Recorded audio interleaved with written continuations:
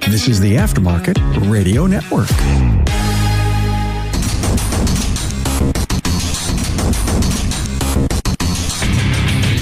Welcome, everyone, to yet another episode of Diagnosing the Aftermarket A to Z. I'm Matt Fonslow, and tonight I would really like to welcome Jeff Barnes, a lead tech for Shepherd Automotive. Before we get going too much here, because we do want to talk about being a lead tech and shop foreman, I'd like to thank our sponsor, NAPA Auto Care. Accomplish more by starting now. That's the motto of Repair Shop of Tomorrow, a NAPA Auto Care exclusively endorsed vendor. Repair Shop of Tomorrow will look at productivity, efficiencies, effective labor rate, average hours per car, labor profit percentage, measure and manage labor, and how you can create net profit. Interested in Repair Shop of Tomorrow? Call 440-545-1230 for a free 20-minute, no obligation consultation, or contact your servicing NAPA Auto Parts store. All right. Well, welcome to the podcast, Jeff. Yeah, thank you. Thanks for having me. So you are a lead tech right now? Yes, I have been since April of 2019. Technically, I was a lead tech for the last 9 years, but the foreman position, the salaried foreman position, started 3.5 years ago. So, how would you describe such a position? Ownership without the full responsibility, the investment, and the time. I don't know if I'm quite that. I definitely have a strong voice about the going-ons, the day-to-days. I would say trying to keep everybody productive, but I also have to look at cars, and it's a double-edged sword. It's not like I don't like doing it, but it also prevents me from doing the other things that I probably really should be doing to really push the business further and really increase whatever that, profit and stuff like that. Yeah. I mean, I probably take it a little too far. That's how I ended up in this position, I assume. And, a lot of shows talk about what the owner should not be doing, and that's working on cars. But, as a leader, it's tough to hyper focus on one aspect because everything is relative in this business, everything. I mean, what the owner does, what the foreman does, what the technicians do, what the advisors do, what your shuttle driver does, person sweeping the floor, everything matters. I take all of that in this position, and I'm kind of a liaison between the technicians and the rest of the shop. And I've been pushed and pulled by both ends, back and forth. And really, there's problems on both sides, and it just gets really tough. Your colleagues, do they have a direct line to the owner? Could they just walk into the office and... Yeah, they could. I've tried to tell them that before. They could do just like I do. I just go in there and we have it out, because lately we've started doing meetings. That's, part of a coaching program that he's doing. But for the longest time, it's just whenever it boils to a head and it needs to be fixed right now. I have the time to deal with it. It's on my mind. It's been a problem for too long, and it's not the greatest way of doing things, but that's how we've been getting along for the last 9 years. So these guys could all do that. They don't. They lay a lot of stuff on me, and then I try and persuade or, change policy, try and get things changed. You can change all you want in a shop, but if you do not maintain it, if you do not nurture it, water it, keep it going, you will fall back into old habits. That has been a major problem in the last 3.5 years since I made a major shift from just diagnosing and repairing vehicles to handling employees and writing policy and procedure and trying to implement all of that and get it going. What would your day-to-day look like? When you say diagnosing and repairing cars, what does that really mean? And the only reason I ask is, for the most part, I don't fix a lot of cars, meaning if I diagnose a bad coil, if it's a really cakewalk one, maybe I'll put it on. But usually it gets kicked to somebody else, and it's rare you're just going to slam a coil on a car. It's probably getting a tune-up, plugs and boots and the bad coil or whatever. Like, there's other things involved, and the car's going to go get inspected. So it kind of leaves my world. Don't get me wrong. There's stuff that I do fix. I'm just curious because I know a lot of lead techs. They're supposed to be the lead tech. They're supposed to be the shop foreman. They're supposed to have some managerial responsibilities. Oh, and by the way, I need you to bill 40, 50, 60 hours a week. Since I stopped flat rating, when I was flat rating my last 3 years, I was averaging 48 hours a week. I thought that was pretty good. That's how many I was flat rating. That was not how many hours I was working. I saw this as a shift that could give me more time at home, hopefully a set schedule, and more time to get into more advanced technology, different vehicle brands, different repairs, things that we weren't doing that I had no time to do. So a day to day, when I first started as a salary tech, I had one good diagnostician. I had another guy that was really good at putting on parts, and I had a lube tech. And we were really slow at the time. I maybe diagnosed 1 or 2 cars a day, and the rest of the day I was writing policy and procedure. I was fixing the shop equipment. I was doing, a lot of managerial things, final inspections. That was the final step. I had to go drive the car. I had to look over, what they did and make sure it was fixed before we returned it to the customer. We cut down our comeback rate we were getting 5 a year. You're the QC department then, quality control. Right. And then if there were any issues, then I would take it back to the technician and say, hey, next time you need to tighten the intake boot. It was always little things. The car was always fixed. It's not like they just didn't fix the car and the check engine light came back on, when I drove it, something like that. The car was always fixed. It's always the little things that get you. Not to make excuses or point blame, but are they all flat rate? Not anymore. I changed that last October. I was having issues with a couple technicians that were, because we were not consistently busy. When we got slow, they would figure out ways to, the typical thing, they figure out ways to get faster. And so it was like, and then when they're all averaging 25, 30 hours a week, and one guy who used to average 50 is now averaging 30, 35, so that we can give another guy a shot. I think drove him away because he was so used to a certain pay level. And not that it was really going to be any less. It just wasn't, for him, it wasn't desirable. When you're actually paying somebody, you can require them to do certain things a certain way. Some guys don't like that. They've gotten used to their ways. Now they get a base salary, and then they get a certain amount per flat rate hour. And then after 40 hours, you get a bump. After 45 hours, you get a bump, and so it's pretty good. And it takes away that anxiety of, I'm not going to get paid. I have been very lucky here to never have experienced a 10-hour week. Have you ever seen the video of the guy spinning plates? He gets them spinning, but you got to keep going back and spin or they fall off. And then you got to start all over again. And I feel like since we lost the first 2 guys that were here when I started as a salary foreman, lead tech, the 3 techs that I have now are pretty green. In order to keep their hours up, I have been diagnosing all summer. It's been 5 to 6 cars a day.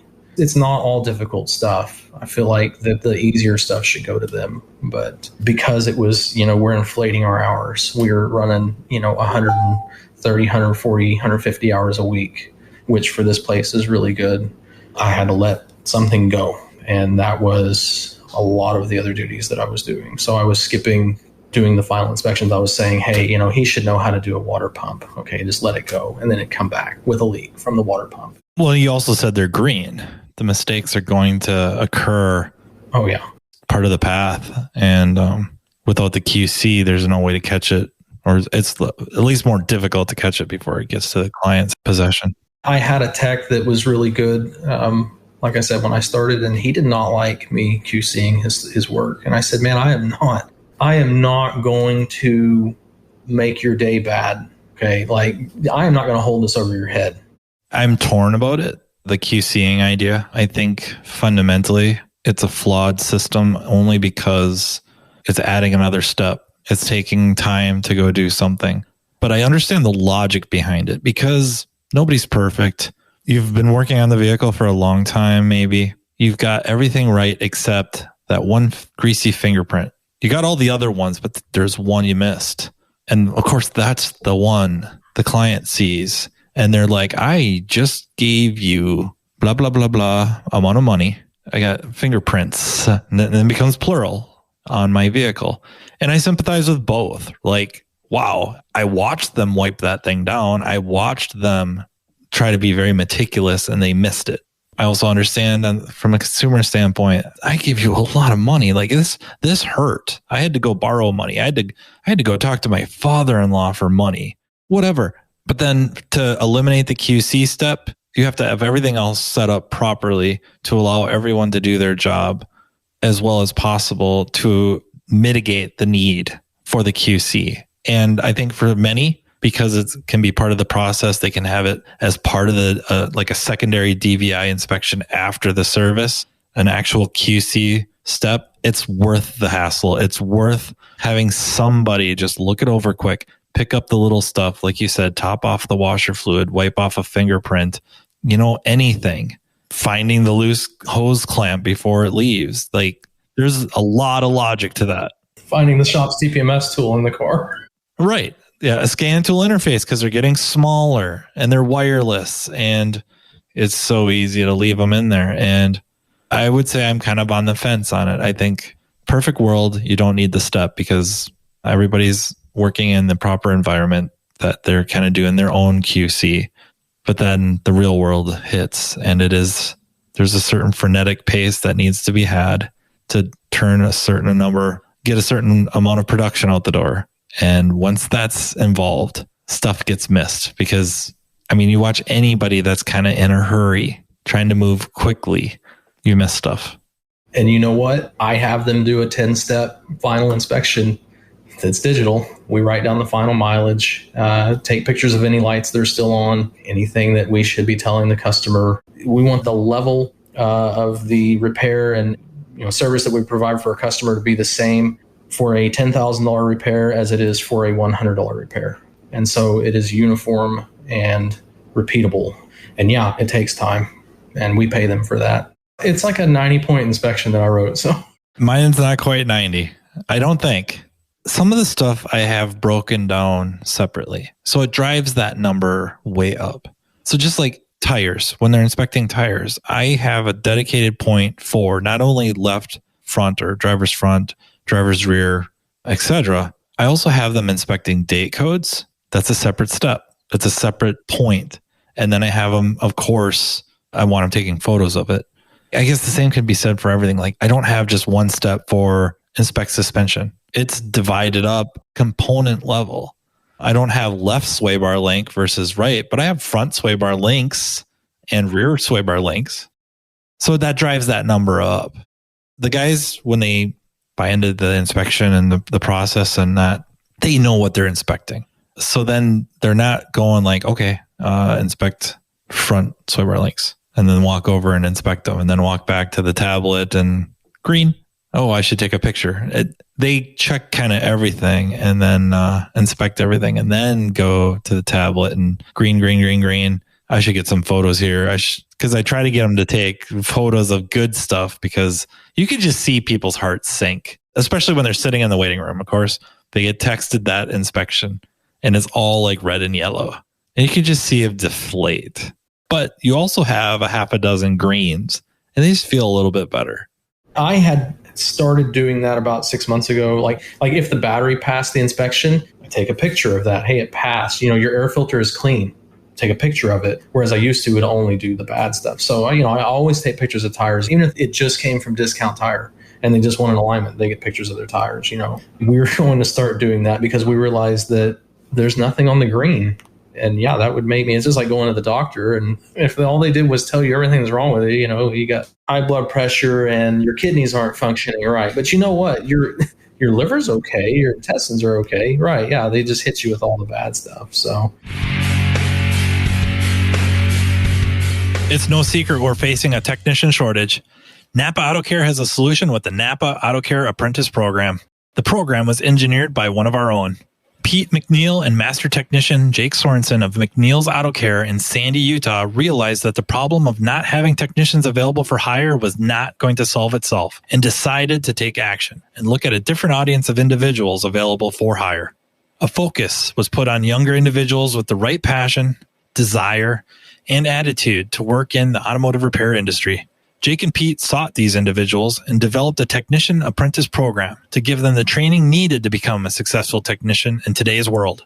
The NAPA Auto Care Apprentice Program includes a comprehensive 9-stage curriculum that includes a variety of types of training, classroom training videos. Exclusive to the apprentice program, these videos provide an in-depth training from a successful master technician. Auto Tech classes, instructor-led courses offered through NAPA Auto Tech. Auto Tech e-learning, web-based e-learnings designed to target specific training topics. Hands-on learning. The apprentice will apply the skills gained from the classroom training videos, Auto Tech instructor-led training, and Auto Tech e-learnings in the shop with the guidance of a mentor. The apprentice program curriculum is competency-based, meaning an apprentice can move through each stage at a pace that best suits them. Most apprentices complete the program within 2 years. Upon completion, apprentices will have earned ASE G1, A4, A5, and AC certifications, adding industry validation to the skills an apprentice acquires. Grow your bottom line. Having an apprentice in your shop will ultimately benefit your bottom line as they advance through the program. In most cases, as the apprentice develops their skill set producing billable hours, you will begin to see a growth in your gross profit by stage 5. Keep your apprentice motivated with an apprentice toolkit. One of the largest entry barriers for individuals looking to enter the automotive repair industry is the cost of tools. NAPA Auto Care has worked with our supplying partners to offer an exclusive, comprehensive tool set, including a 4-drawer tool cart for all registered apprentices. To learn more, members can visit member.napaautocare.com. Shops really need in a certain setup, meaning number of car lines serviced, that they really need to have a person like you in the position you're in, and they needed to take care of you. Of course, take care of everybody, but they need to take care of you because it enables everyone else to do better and the shop to do better. I feel like it should be the technician's choice, but doing flat rate ethically, and like you've talked about before, it's not common. When I was flat rate, I maybe sometimes early on skipping the torque part of it, torquing bolts, because I've been getting away with it for so long, and I was not taught to go look up torque specs. And being a small engine tech before I became an automotive tech, good luck finding any torque specs on anything. So we don't have an all data or something like that. Maybe now, but back then we were using microfiche. So the microfiche stuff I remember, I didn't have to use very much, but what I remember, and I was pretty little yet, was for the tractors. All the tractors and the machinery, the parts catalogs were all microfiche, and even the techs would come up and use the microfiche to look at kind of how things went together. I don't want to say like perfectly assembled, but they could get the gist of what was going on looking at that. I started out different than I am now. I can say that I have grown in the last 5 years. I have grown tremendously as a technician, but I've always cared. I've seen a lot of techs that just do not care, and they have no place here where I'm at right now. I haven't fired anybody yet. I really don't know if I can. It might be one of the worst things to do ever. I've had people coach me up like, why do you got to let them go? They don't care. They're not doing their job. And well, this should be easy. You've given them plenty of chances and now you're just giving them what they want. And they just have this reasoning. It's like, you must fire 5-6 people a day. And they're just like, no, the first one sucked. But after that, you kind of get used to it. It's like, I don't really want to get used to it. If I could just go make a phone call and get 5 techs to interview today, it might make it a little bit easier. But you still have to go through the same mess when you replace somebody. You still have to go check on them. And you have to make sure that, their heart is in the same place that yours is. I have a good feel for that. I have a good, I don't know what you would call it, sixth sense or something, on people. And so I think that's why my boss put me in charge of that, because he likes people right off the bat. He will find the best things about that person and he will get over the rest. And that's a good way to live. That's a good way to be an optimist. That's a good way to welcome more people into your life. But when you're trying to do this and you're working on people's freedom, that's their car, that's their freedom.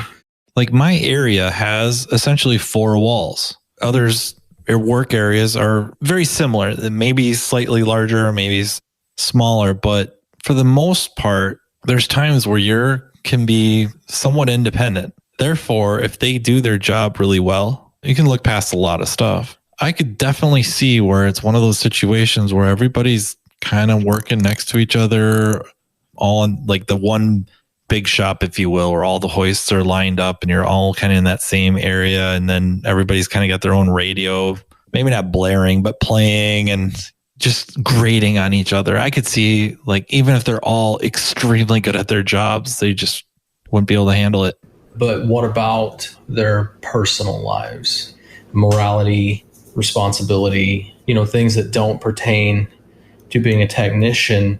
Could you still have someone working for you? And I'm not talking about past. We've had a lot of guys with some very colorful pasts that we do not care about. That is not our business. That is their business. Yeah, it's regardless, it was the path that led them to where they're at now. And having someone who is good at their job, but who is, hey, I need to take this day off, and they're out cheating on their spouse. We've had some people who were buying and selling things illegally on the internet.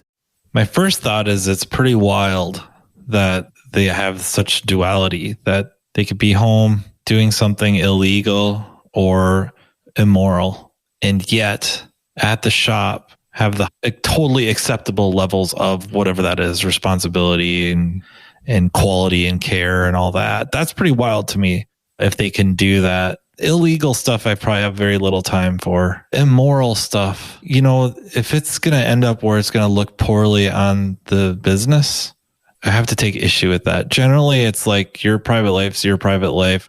My right and wrong and your right and wrong might not quite line up, but there's certain things I think generally accepted as being immoral. And therefore, if it looks poorly on the business, I don't know how you can stay. I just don't know how that would work. And that can expand out to a lot of different things. When you start pushing things out to extremes, whichever direction that is, it gets rough. You're going to be spending more time with these people than you do your own family. You kind of want to get along with everyone, and that's give and take. If you're the one that swears like a sailor and you got somebody that you work next to that really doesn't, and it kind of doesn't sit well with them, there's going to be some give and take. I will back down. I will try not to let loose with the obscene language as much. And the other person is going to be like, okay, I'm going to try not to get so wound up about it too. If you drop a F-bomb here and there, you know what I mean? Like, there should be a good give and take a little bit. And then, again, they start pushing out to extremes. There has to be lines. It just has to be like, we all represent this business, this entity together. So that means how we behave outside these walls sometimes, and maybe not even sometimes, maybe all the time, reflects on the business, and coworkers kind of have to watch it a little bit. Like, I think everybody's had that one employee that pushed you to your limits. Like, you've lost sleep about it, and it isn't even their performance 8 to 5 at the shop. It's outside of that. And you have to wrestle with that. Like, how important is it? What can you let go? Right. For the better of the business. Yeah. Yeah. What am I willing to look the other way about? And what am I not? So that's where, what do you consider? And everybody has that question. What do you consider a good tech? And so some shops, it's just the tech that's here. The one who is present. He's the best we got. I know production can get into a weird conversation because there's certain people that bring different things to the table that others don't. You may have somebody that doesn't produce near the hours the other techs are doing, but they do all the stuff nobody else wants to do, that just ugly work. They're the ones that do it, and they don't complain, and they do it reasonably fast. My favorite reference is the sunroof and the Jaguar. Nobody wants to do it. They do it. They do a really nice job of it. You can stand behind it. Maybe they didn't, destroy flat rate time on it, but they definitely bring stuff to the table. With building the team that I have now, I had to convince the boss to let go of some of the productivity so that we could build the team that, that was an all-around quality. I think you can train a tech up. You could send them to training. You could teach them. You could get them to get their certifications and to become a better technician. What's tough is training in their soul, in their heart, their dedication, their responsibility. That part of it is really difficult to train. And so, the guys that we have hired, One's maybe in his late 20s, and he had 3 years before here at a dealership. The other technician worked at a parts house and went to school for aircraft sheet metal and decided he didn't want to do that. He liked cars more. And then, the latest one I have now is actually someone I tried to hire 2 years ago, and his parents said, well, that job does not have benefits. You need benefits. And so he went to work for actually the city that I live in. He went to work for them. They had already dead-ended his career. They basically told him there's a right way, there's a wrong way, and there's the city way. We just do things a certain way, and we don't care. If you want to do them a different way, this is how we do it.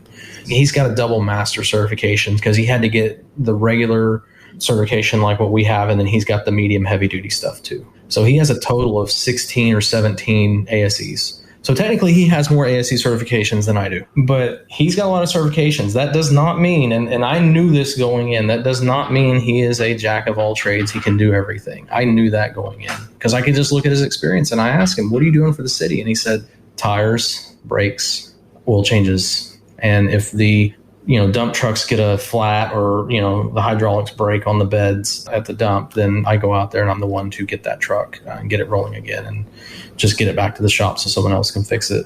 I asked him about, what kind of diagnostics did you guys do? And he was like, if you couldn't scan it with an OTC and put a part on, if that didn't fix it, it went to the dealership. Now I'm looking at how much I'm paying in taxes to the city and how many technicians they have, which are mostly inept by this point. They can't leave. I think that's part of the reason why they do that. So they know they can't leave. They can't. I mean, they would have to take a cut and pay. If someone did their homework on what kind of repairs and diagnosing they were doing over there, they can't make it, in the real world. He came to me after 2 years working for them and said, and he was making good money and had good benefits. But he said, you know what? He said, I want to learn. I want to do more. He was like, I'm doing nothing. And until somebody quits or retires, there's nothing for me here. And so his first day working for us, we went to Vision.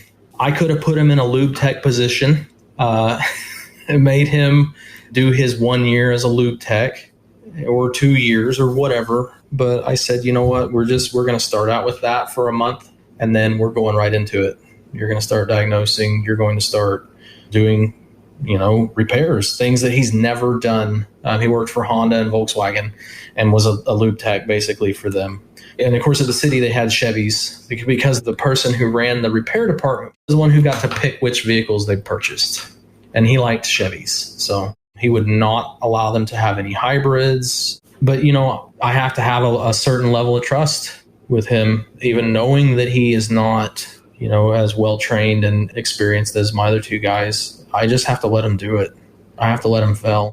Been here since March. It was probably June or July. I watched him do a timing cover gasket and oil pan gasket on a Chevy Cruze with the little 1.4 turbo. And I watched him not put antifreeze back in it. And I sat there on my stool and waited for him to call me because he made it about 3 miles down the road and blew the head gasket. So my employer, my boss, just kind of saying like, if he didn't have the shop to come to, he wouldn't even know what to do. And I'm thinking like, well, that doesn't align so well with this goal of selling it to me. But anyways, he's saying like, I fill this role though that you guys come and ask me questions, and the guy's in the back. And I'm like, well, part of that is if there's someone there to ask questions, they're going to, because it does two things. One, they don't have to think. Two, it shifts responsibility a little bit. Whatever advice you give me, if I follow that, if it doesn't work, it's not my fault anymore. It's your fault. And like you're saying, sometimes the struggle bus is a better long-term investment. You're going to learn how that didn't work. It's much easier to remember last time I did that didn't work out so hot for me, so I'm not going to do that again. Versus so-and-so told me last time, don't do this or do it this way. It's a lot harder to recall. I wasn't trying to like run him in the ground or put him in his place or anything like that. I didn't have any intent of degrading, but there's a lot of psychology behind that if someone's there to ask, you might do it right away, almost like the diagnostic database. If you know it's there, you're going to go there before you're going to try to figure it out on your own. And depending on pay systems, you might be rewarded to do so. That has a long-term net negative effect on overall capability. If you're constantly relying on the database, because now you're relying on almost an atrophied skill set to figure it out on your own. It's fundamentally bad. And I'm not trying to just say like, do away with this database. Sometimes there are things you are not going to find on your own. It's just the way it is. And it's not like you're so stupid. There's some pretty jacked up problems out there that somebody very, very smart or very, very lucky found. And you're going to take your crack at figuring out and you're not going to make any headway. You break down and you go to the database and, oh, okay, I was going way the wrong direction, or I'd never figured that out. There's no way anyone would have figured that out. We use those. That is actually, I built a 9 or 10 step diagnostic process or diagnostic checklist for us to follow, because it's always, we miss, first off, visual inspection. That I would say 10% of the time you find it. Rat's nest. Do you want to be driving around a car that might catch fire because there's a fuel leak on the engine? Do you want to be that person to burn that car down? I don't care. If the customer wants to do that, fine. I've got that on there. Step 2 is verify the concern. If you can't get past step 2, why are you going any further? I mean, you can, and sometimes I will go, if I can't verify, I will go look, at the next step, which is check for TSBs and recalls. And then it's check the database, because people in the database may have missed the TSB or the recall, or maybe it's newer than the information that is on Identifix. Maybe it just came out. Maybe you're working on a 2019 or 2020 and they just released the TSB and everybody was replacing this part. That's not a long-term repair. It's replace this part and update, the PCM or something. So, I do read a little further sometimes. But yeah, if I can't get past step 2, it is go talk to the advisors and say, hey, can you call the customer? Can they come by? Did you ride with them to hear this noise? Did you ask them if it's when the last time it was that it did this? Did it just do it one time? Did it just make this noise one time? Did it just misfire one time? I have this set up. The step of getting me involved is step 7. So they better have looked up all the wiring diagrams and have that open on their computer screen. They better have looked up all the TSBs and the recalls. They better have verified the concern. Don't come get me to verify your concern. It's something that has taken a lot of headbutting to get in, because they want to make money. They want to get faster. We do need the cars diagnosed faster. But when I have my own 5 or 6 cars to diagnose for the day, and it takes me, because at that point I do the inspection. So I've been for the last year doing 5 to 6 diagnoses with a 80-point, 90-point inspection and writing the entire ticket and adding all the labor. And then they still are going to break bolts or not be able to figure out how to put this, get this timing belt just right in time, or need help setting up, what fittings do I need to use for this machine? Those types of things are still going to happen. So when they come get me, you better have all that stuff ready for me to go. And if I come back there and just read the TSB, which is something they could have done on their own, I'm not happy. Not that I'm going to give them crap over. I'm just like, here it is. It's right here. When I first started doing this, they're like, whoa, I didn't, you're good. I'm like, oh no, I'm not. I would say 75% of the time, the things that I repair, I just found online on a database or found a TSB or a recall, and then I just went and verified that was the actual problem. I'm not working magic, Sometimes I do, but a lot of times it is, it's right there. And so my thing is with them is I'm going, why can't you do this? Don't, dead end your career and become a parts changer. That remark there, that comment is trademarked. And now I have to write a check to Paul Danner. For what? Don't be a parts changer. Thanks a lot. Check's in the mail, Paul. Don't worry. I'm paying them too. Our process is repeatable, and that it's important. And for years I didn't have it. I didn't have a process, and I would get my tail kicked. And being here in the last 9 years, I haven't had a lead tech. It was me. Well, I wasn't on the Facebook groups. I mean, I've seen your name before on IATN back in the day, but I didn't have all this network of people. And to be honest, when I took this position, this was the end of the road for me, really. If this didn't work out, it was like, I'm getting up, not up in age, but I'm in my mid 30s, and I might have to go do something else. So, I took this position, and then, I met Keith at a CTI class. He's talking about Keith Perkins of L1 Automotive Training. I went to Vision 3 years ago for the first time. I didn't even know there was such a thing. And what's crazy is the place that I worked at before, I'm sure he knew. He got all the magazines. He was involved in 20 groups. It was never even offered. When I was on the process of, I actually did a 6-month stint over there when I was tired of flat rating here. He had lost it's actually my father-in-law's shop. He had lost his lead tech. And so I went and did a 6-month stint over there, and it didn't, we can't work together. So when I was coming back, the technician that was here, my boss now, had told me, hey, he's at Vision. I'm going, Vision? What is Vision? And he's like, oh, it's a training seminar. And I'm going, what? But, if I had not found the groups that I'm in now and the support, even from you at times, I don't think that I would be doing this anymore, because it is so much work. I got this bump on my head here from fixing a broken PVC pipe Tuesday night. And as much as I don't want to wallow around in mud underneath someone's house, I'm like, those guys make pretty good money for gluing pipes, not to say anything bad about their job, but I can go to Lowe's or Home Depot, get help with that, buy a book for $25, and the parts are pretty much universal. You can go buy the tools to be an electrician there. You can buy all the parts to be an electrician and to do electrical work. And it is the same. It's uniform. It doesn't matter the brand of light fixture you bought. It's going to have a black and a white wire and a green wire on it. And it's just not that way in our industry. And it's gotten so difficult. Used to, I had a snap-on brick, and very rarely did I have to take it out. It just seemed like so much easier to just throw a meter on something and go, that sensor's reading wrong.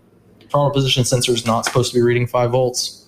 Instead, now I have to get a scan tool. Well, that one doesn't talk to this car, so I have to have another scan tool. I got to pay a subscription to use it, and then I got to figure out how to get past the gateway module, and then I've got to go through 400 data PIDs to find the throttle position sensor data PID, and I'm like, I could have had a meter on this car and been done. Getting to this point in my career, even just lately, I've had a conversation with the boss, and I'm going, I don't know. I don't know if this is it. I don't think I'm the only one thinking that. I think even some of the big, names have thought the same thing. Some of that stuff, like the other trades, because of the uniformity of things, like there's just not that many different variations that it's a little easier to code, if that's the right word, or regulate. Auto repair is just, there's so many systems and subsystems and differences between car manufacturers and even platform within the same car line. It gets really difficult to just have a really overarching regulation that people could follow. And, we have MAP guidelines, we got the OE specs, but to have like a large governing body just say, this is the right way to do this. You have that in most of the other skilled trades. It may not be nationwide, but it's certainly at the county level, state level. This is the way this has to be. This pipe has to be 6 inches from this. This fastener has to be within 12 inches of this joint. There's no buts about it. Do you think that's the reason why people tend to not do those style of repairs themselves versus work on their own car? Because to me, I can go now I won't mess with, phase, 3-phase or something like that, but I could definitely find a YouTube video on it and do it. Do they deem that as that's going to be dangerous? Is that the future of our industry, is that people will see things as too dangerous to touch and will then say, I can't do it. I'm just going to have to take it in. I don't know. There's enough out there that not only does it enable the people, it enables the techs too. I think worldwide, Americans work on their own stuff more than most other countries. It's not common for many other people in other countries to paint a room. They hire a painter. I shouldn't say most, but a lot. I'd say most. Run down to the Home Depot and they get a roller and some paint and they have at it.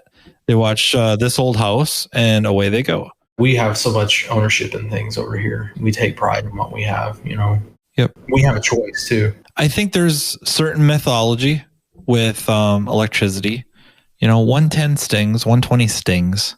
I suppose it could kill you. So they might look at that as it's just the risk versus reward isn't there. And I think cars just have that place in our collective mind as not being as complex or value, and of course monetarily, but is held in as high regard as a building or a house.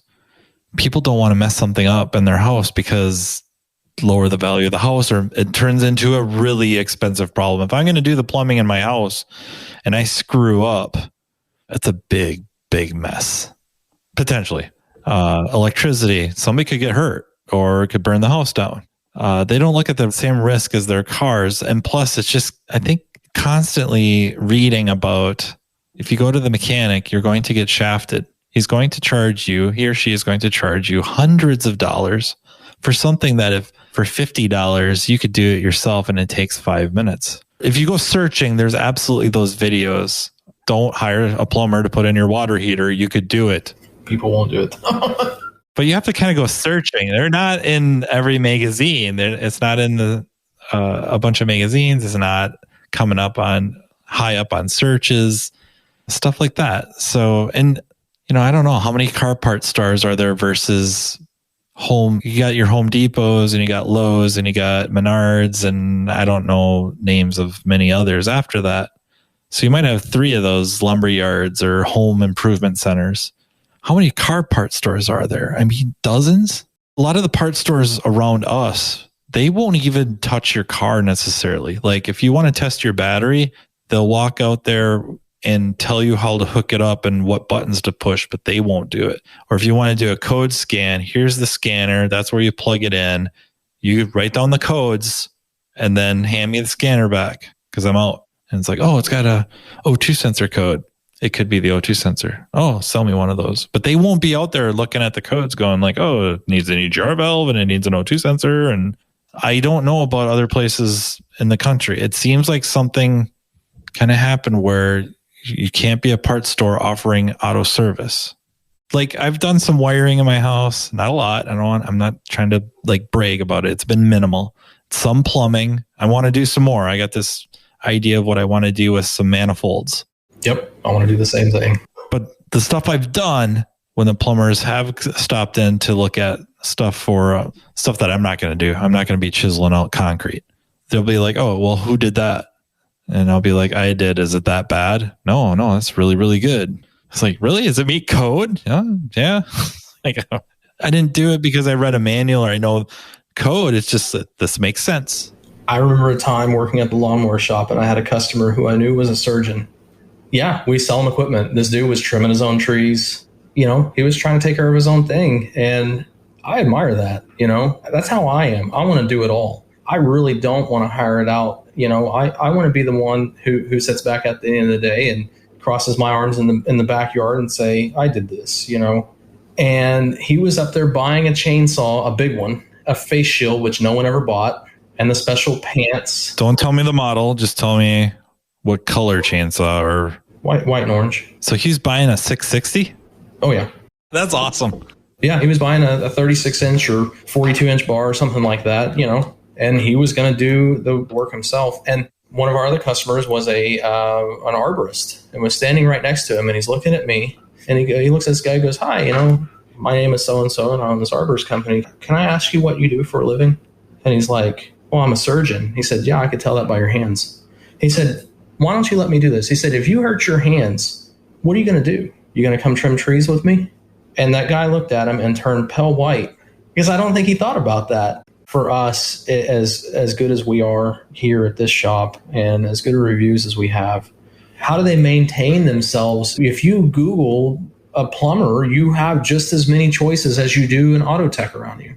To me, the biggest difference is that generally what they're working on, what they're repairing, the building, the house, is worth more than a vehicle, and they don't depreciate. A big hurdle for us is even if we're pulling in a $50,000 vehicle, that was the sticker $50,000. When they drove it off the lot, it lost, whatever, 10, 15%. They probably can't drive it out into the street, around the block, back in and say, hey, you know what? I want to sell it back to you. They're going to take a big hit. And so it just continues to depreciate. And then within a few years, that $50,000 vehicle is now really valued at $20,000. I have a 2005 Escape with 240,000 miles on it. And I value that vehicle more right now than any car I've ever had a loan on. I do. That is my baby because it is paid off. Where I'm going with that is it seems like there's a certain threshold, and that threshold lately has changed. Post-COVID, that threshold has moved quite a bit. But there seemed to be a threshold of, if I have to spend more than, say, 20% of the value of this vehicle, I'm starting to have problems. I'm starting to be like, maybe I want to just trade this thing in. Same with a house. If the house is worth $200,000, if it's going to cost $30,000, $40,000 to do a big repair, it's like, it is what it is. Plus the value of the house is going to either maintain or increase. Vehicle is different. I can sink this vehicle's worth, $20,000 and I'm going to sink $4,000 into it, which is pretty easy to do. I probably should change that, but still $4,000, you get hesitant. Like, oh, that's a lot of the value of this thing. And after I do the work, it's not like the car is going to be worth $25,000, at least the vast majority of vehicles. I think that weighs on them and it hurts us too. And I'm not saying it's right. I think a lot of it is that discussion at the front counter and just a collective logic of the motoring public of thinking about their vehicles more as machines than cars. That these machines, these tools that allow me to get back and forth to work, back and forth to the grocery store, get the kids to school. This is a tool. This has a return on investment. I don't see it like a business owner does because I need it to do my job. And, there's a return on investment for me hauling my skid loader over to this job. It's not a question of how much to fix this thing. It's when will it be done? Because now I'm backlogged. They could take some of that same mentality and apply it to the family vehicle because it does the same. It has a return on investment. You're just not calculating it the same way. And therefore, it takes some of this value thing and, if anything, at least modifies it a little more where this $4,000 investment is much more palatable. A lot of it, people are okaying this work because either they do have the money or the alternatives aren't there. I can't go trade it in. There's nothing to trade it in on. So that's stuff that I don't know that we as a collective do such a great job. I think, a lot has been talked about finding your customers, as difficult as it is, because you do have to take customers you don't want, customers that aren't going to come back, customers that aren't going to appreciate you. And you're going to weed through so many people to get one and then hope that, that they don't sell their car, and this is crazy. This year we did a $20,000 ticket on a 2004 Silverado that had over 200,000 miles on it. For just the engine or engine transmission? Or he said he hadn't hardly ever had to do anything to this truck, maybe a radiator, an alternator or something like that. He wanted us to reseal the motor. It was leaking. He wanted us to reseal the transmission and the rear differential. He wanted factory Bilstein shocks. He wanted a factory alternator. He wanted a factory water pump, which you can't. We try to tell him you really can't. You can get AC Delco stuff. Have you seen the AC Delco Gold line? It's not AC Delco. Be careful. Been getting burned by that. But he wanted all this stuff done. He wanted the dents pushed out. That was a separate ticket. We had a paintless dent repair guy come do that. We had the truck detailed. This truck still smelled new. I get it. And he said, you know what? He said, I don't want to spend $75,000 on a new truck. I don't want a backup camera. I don't want it to stop on its own. He's like, I just want another one of these, and they don't make them. I'm fixing this one. I pencil whipped this thing, everything I could find. And that was what I was told to do. You find everything wrong with it that you can. And I did. And when I saw him approve everything, I was like, you better call him and make sure before we start on this that he didn't accidentally hit approve all, And he called and said, I have cash, and when will it be done? And it's like, okay, well, start ordering stuff because we're going to get a week's worth of pay off of one vehicle now. And that's not the only one. We did head gaskets on a 2003 Xterra to the tune of it a few other things. It was a $7,600 ticket. And I'm going, and so I call him, make sure. And he said, listen, this is my kid's car. It's just a pain in the neck to go find another $5,000 car and that I'm not going to have any warranty on, just like I did on this one, and the head gasket's blue.